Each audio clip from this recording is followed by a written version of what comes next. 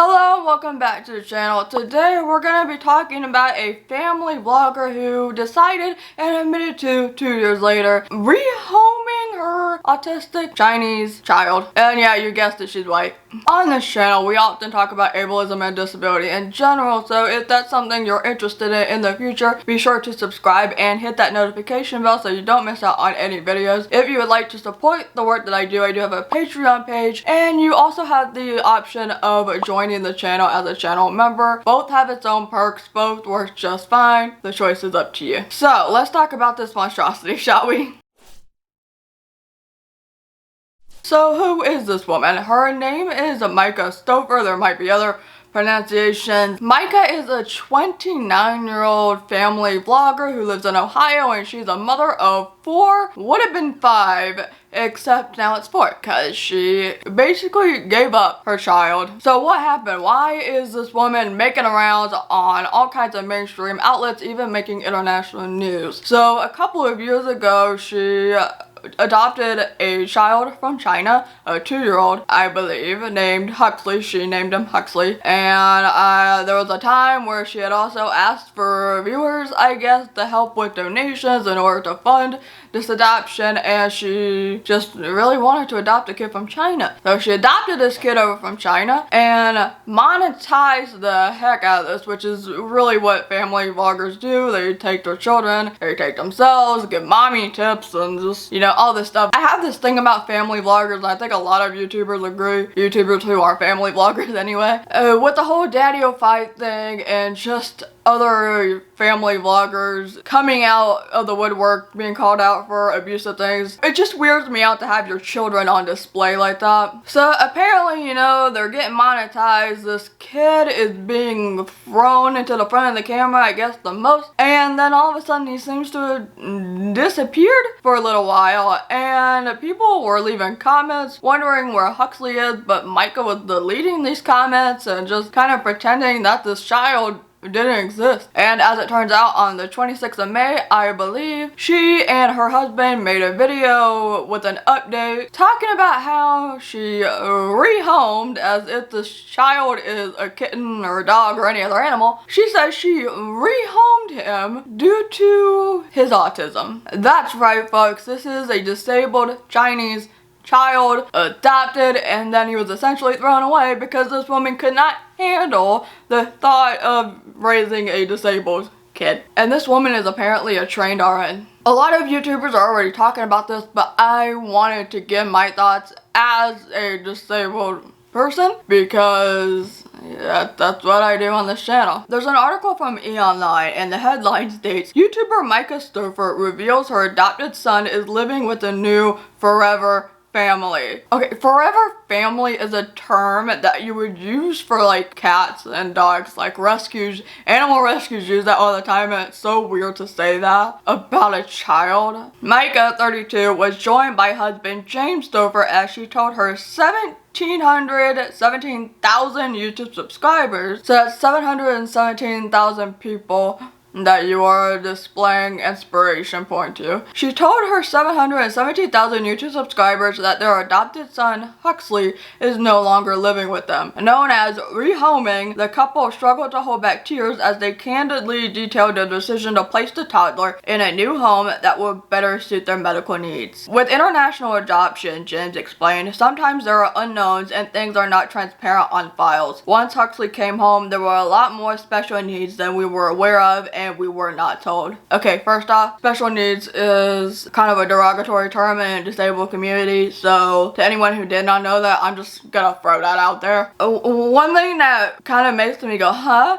Is James says that with international adoption, sometimes there are unknowns. Okay, I know little to nothing about adoption, really, because that's just not, clearly I haven't been adopted, and I don't have any kids, besides my cat. But wouldn't you kind of not really know everything when you're adopting a kid? And also, sometimes disabilities come later in life, or the diagnosis comes later in life, so you could be adopting a child, even from the United States, and still have have this happen. Also, you could be birthing a biological child and this would happen. So what would you be doing with your biological child? What if one of your 4 currently has autism later, or even has it now but it's been undiagnosed, or has any other disability? What if they become deaf? What are you gonna do? They adopted Huxley from China back in 2017, and in a blog written by Myka for The Bump, she explained that he was profoundly developmentally delayed. In addition to a brain tumor, Huxley was diagnosed with autism spectrum disorder at level 3 after returning to the state. After undergoing multiple assessments and evaluations, Myka said that Huxley's team of doctors recommended that he spend time with other families better equipped to care for him. Okay, you're a trained RN from what I've read. I just want to know, like, exactly what sort of help did you ever receive? Because many people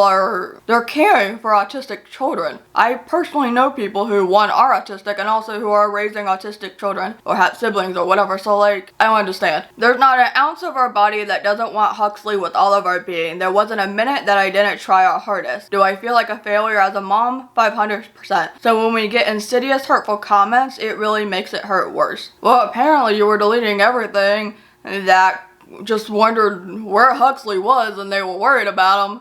If somebody's gonna catch on to that, and people did catch on to that, so we're gonna think something's up and it's not gonna be for the good. After 4 months of searching for the best possible outcome for Huxley, Myka and James said he's now with his forever family. He is thriving, he is really happy, doing really well. His new mommy has medical professional training and it's a really good fit. Don't you also have medical training, which is why I'm so confused about this? And again, lots of other parents do not have any medical training whatsoever, but they're still raising autistic children because they're the children's parents, and that is what you do. You figure it out. You made a commitment to take care of a child, so you need to figure out what you're gonna do. That doesn't involve taking a kid from somewhere, moving him across the planet, and then just tossing him away like nothing. Someone just added to one of the threads that I was looking at, and there's actually a video of Myka before the adoption saying that her son was not returnable and that there was a chance that he would have severe disabilities. So now, don't get me wrong, I would rather this kid go to someone who clearly actually loves him, knows how to take care of disabled kids, and isn't going to be ableist towards kids. But it's just, why didn't you understand this before you put this kid through all this trauma? And I say trauma because more happened behind the scenes than what this article seems to be letting on. There are multiple Twitter threads that call out what has happened with Huxley, or to Huxley rather, and a couple of these videos actually ended up being deleted. Here's one tweet in particular that says, here's a video of Huxley with duct tape on his thumb. There's a screenshot going around of this moment, but Myka Stauffer has set the video to private. It's still on Chinese social media. So because Huxley kept on sucking his thumbs, I guess, she took duct tape, or both parents took duct tape, taped his hands so he couldn't do anything. And here's the thing, one, that's wrong anyway, because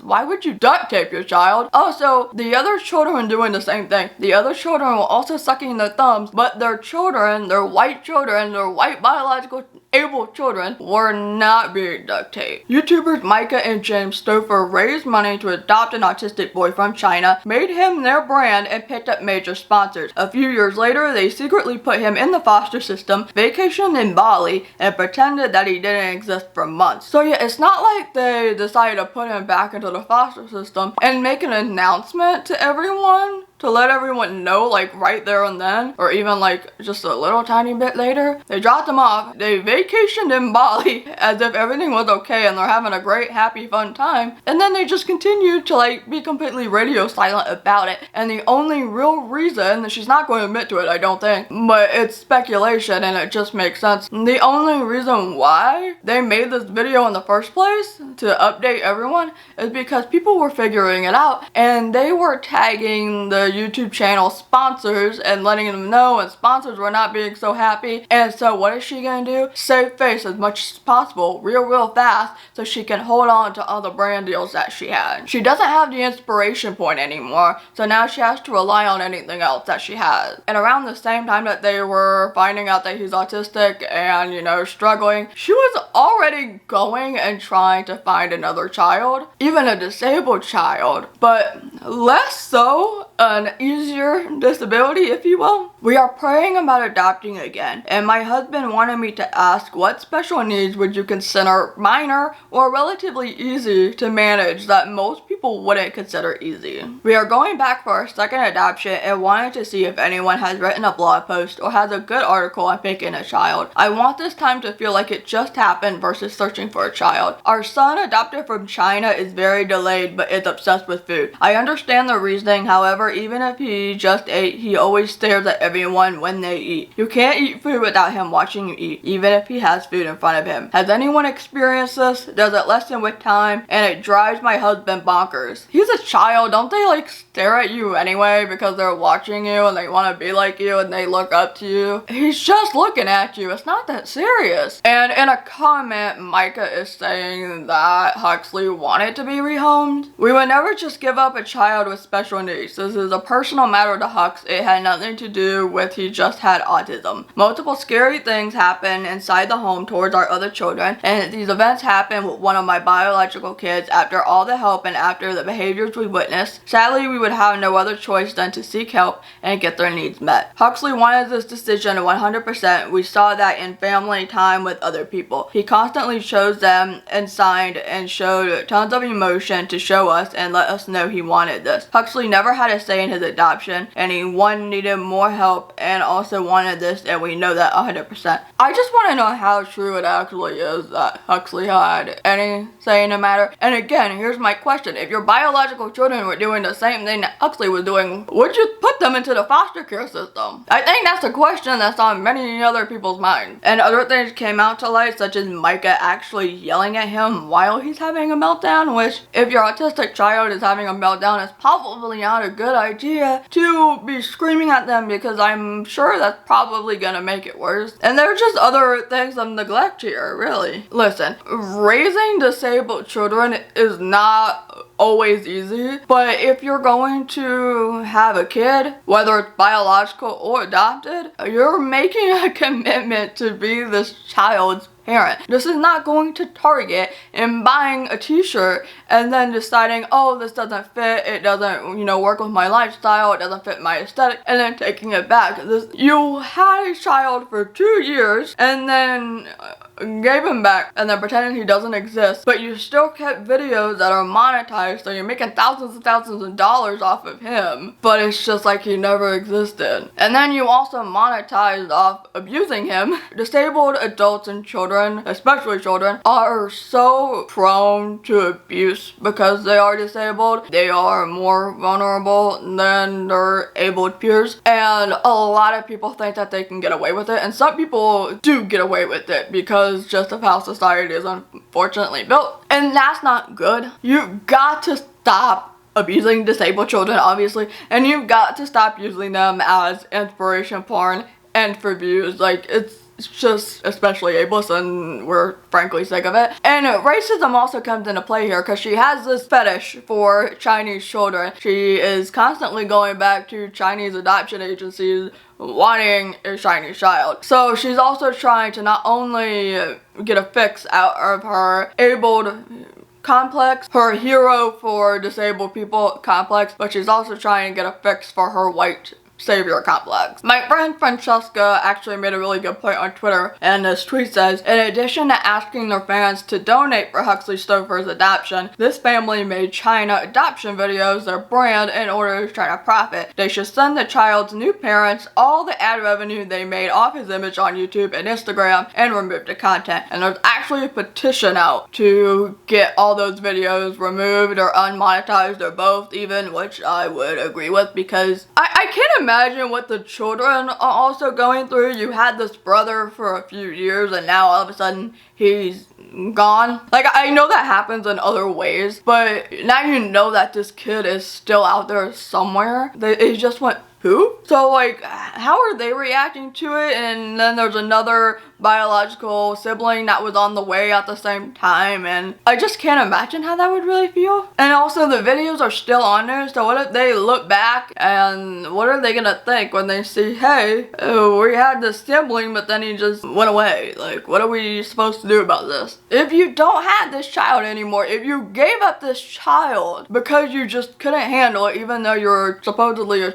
trained RN, you should not be making money off this kid anymore. He's not yours anymore. Stop it. No more China adoption videos, and don't adopt any other child from China and make more videos on them, because what are you possibly gonna do? What if they have another disability again? Apparently you want a disabled child again, but you want an easier disabled child. You're just gonna make another profit off of them.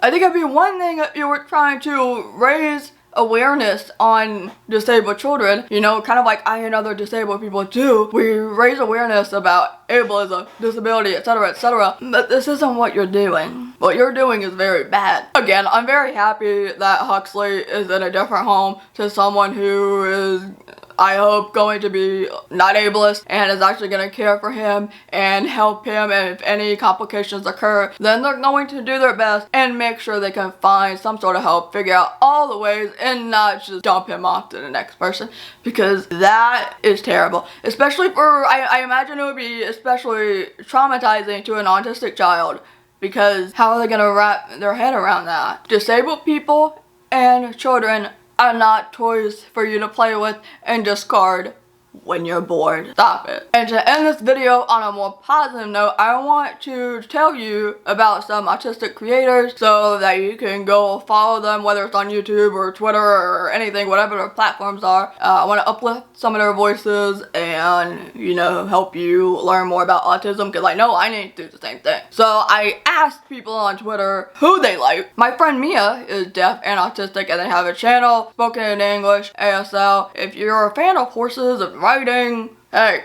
there you go. But they also talk about being deaf and autistic, so I'll put their link down below. Also, my friend Destiny is a deaf autistic artist. Another great choice. You have a silent child on Twitter. The Aspie World, Daniel, somebody that I actually also personally know. I met him last year. He has a YouTube channel, talks about autism, and he's just hit 100K last year. Congratulations. If you want to go take a look at his channel, I have that link down below. We also have Raya Person, who is black and autistic, also has ADHD. I'll link their Twitter down below as well. If you have any other suggestions for autistic people to follow, leave them down in the comments below. Also, I would love to know your thoughts on it so we can get more of a perspective, because so far all the perspectives on YouTube seem to be by able creators, so I wanted to, you know, put a disabled perspective in there as well. If you would like to translate this video, I have a translation link down below. Really helps out. If you take the time to share this video, that would be very much appreciated. Let people know about what is happening and why this is bad if for some reason they don't know it's bad. Give this video a thumbs up and don't forget to subscribe if you haven't yet. Thank you for taking the time out of your day to watch this video, and I will see you later.